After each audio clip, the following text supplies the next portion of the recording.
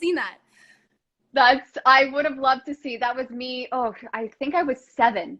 And I remember auditioning and it was, okay, I don't know if anyone knows the show Bye Bye Birdie, but there is this character named Ursula. So the audition piece was everyone has to do Ursula. So I remember bringing in what was a cell phone at the time. So that's this giant clunker. I'm just freaking, like this huge thing that's what I remember. I memorized the monologue and I had this giant cell phone and I just went for it. I'm like, oh, cool. I got the role. That's fun. That was honestly, I thought that would be the start of my career. And boy, was I wrong. But the confidence of me as a 7-year-old, it was great.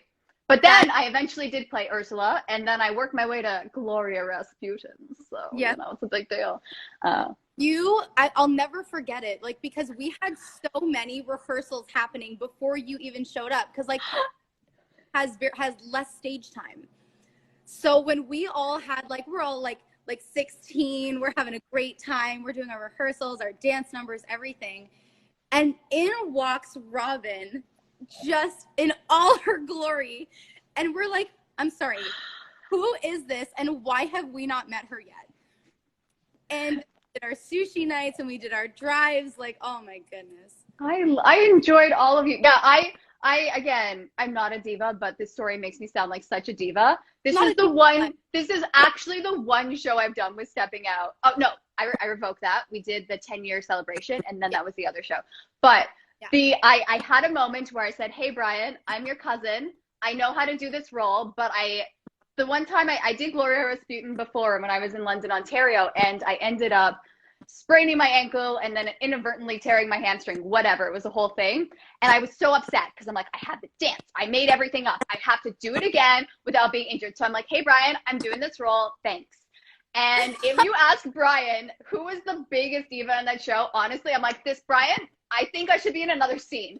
I think this character needs more. And he's like, Robin, it's not the Gloria show, but you know what? It really should have been. That character is so fun to play. Like, where is that spin off? I know. I've been trying to figure it out. I don't think anyone would care, but I think I want to know her background. I want to know where she's coming from. Yeah. Where does she meet Mrs. Peterson? Where does that happen? Right? I know. Write it. I have to. The untold story of Gloria Rasputin. It will be very confusing, but also kind of amazing. And then I can bring back the voice. Yeah. That's going to be the thing that carries me through my day today. But what happens afterwards, right? Because they're kind of the one last kiss. Well, again, I said, Brian, I'm doing this because I did it before and it's hilarious. So again, whatever. And after that, she's gone. And I'm like, guys, I think Gloria should have came back in Act 2. Okay? I think they needed a little Gloria reprise. People would disagree, and that's fair. That's fine. It's okay.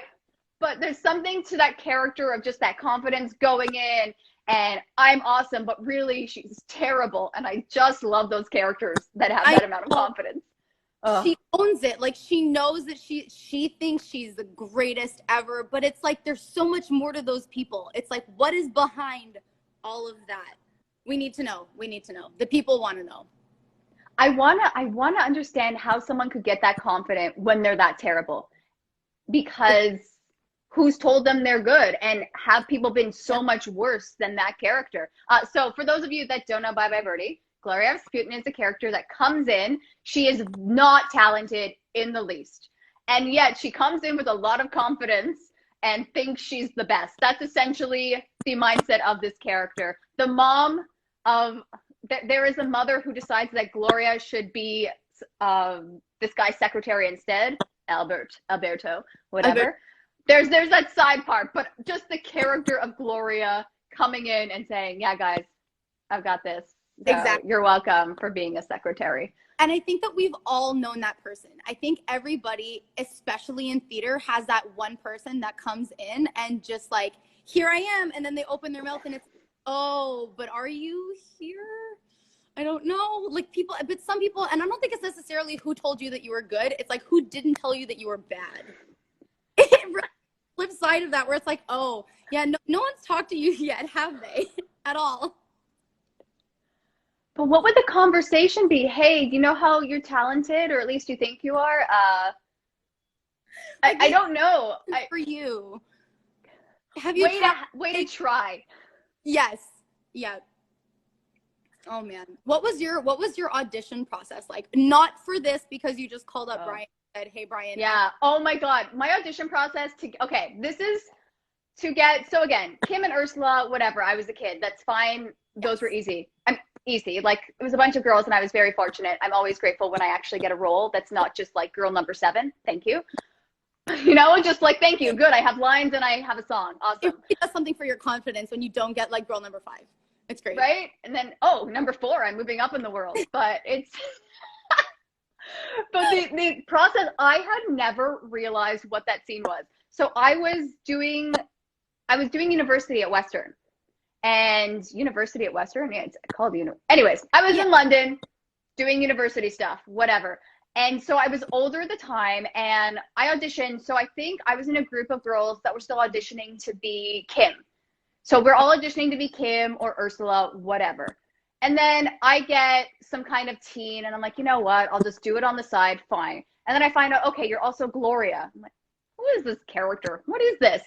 And I'm like, oh, this is a fun character. I didn't even know this scene happened because I've only been Kim and Ursula. I've never really took into account those scenes where the teens aren't in them. I'm like, oh, yeah, I should take this into account. This scene is so funny and there is so much going on. So it's like such an odd moment of realization for this show that I know way too much about. And it was weird. I don't know if you've seen a show and then you get a character and go, oh, I didn't know this part of the show existed. Yes.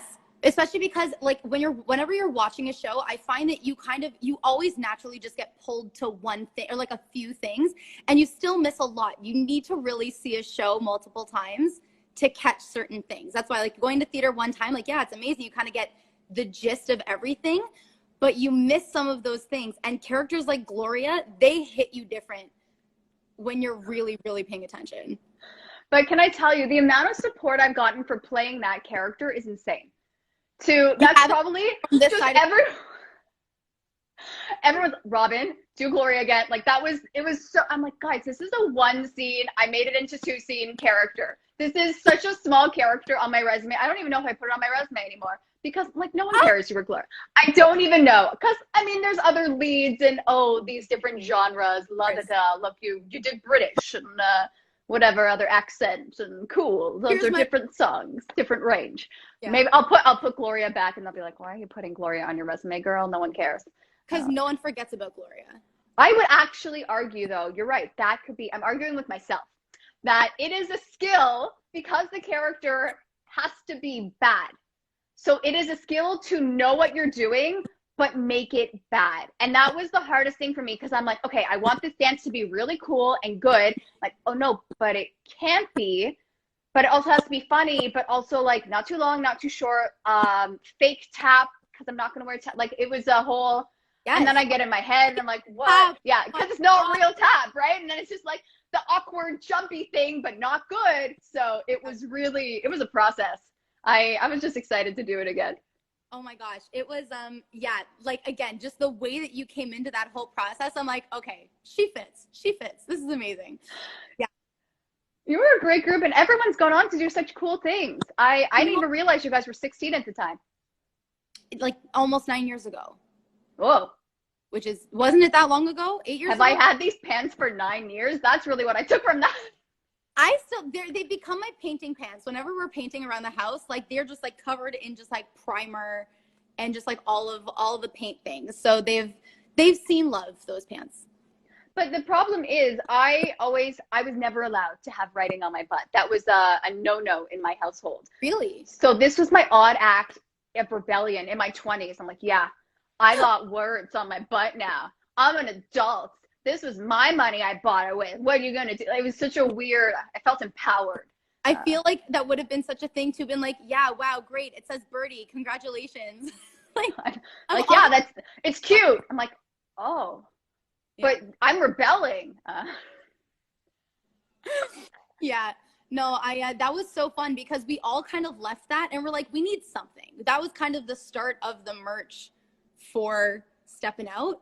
And so we had that. We had the sweaters that I'm pretty sure on the back. I still these have babes. Mine got so stained. I ended up throwing it out. But I was just like, honestly, I know, it broke my heart. And my mom, here's the thing, Kate, here's my little rant about still living with your parents, is that if they know that you have clothes that are stained, like, but you would just wear them, like when you're just around the house, you don't wear them out, you don't look like a slob, they will see it as they do your laundry and be like, oh, they don't need that anymore. And it's gone. That's what happened to the Bye Bye Birdie sweater. And I was like, Mom, where did my Bye Bye Birdie sweater go? She was, oh, it was all stained and stuff. Like, I just got rid of it.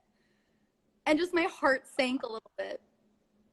I feel like she missed an opportunity to say it went bye-bye, but that lame dad jokes for the win.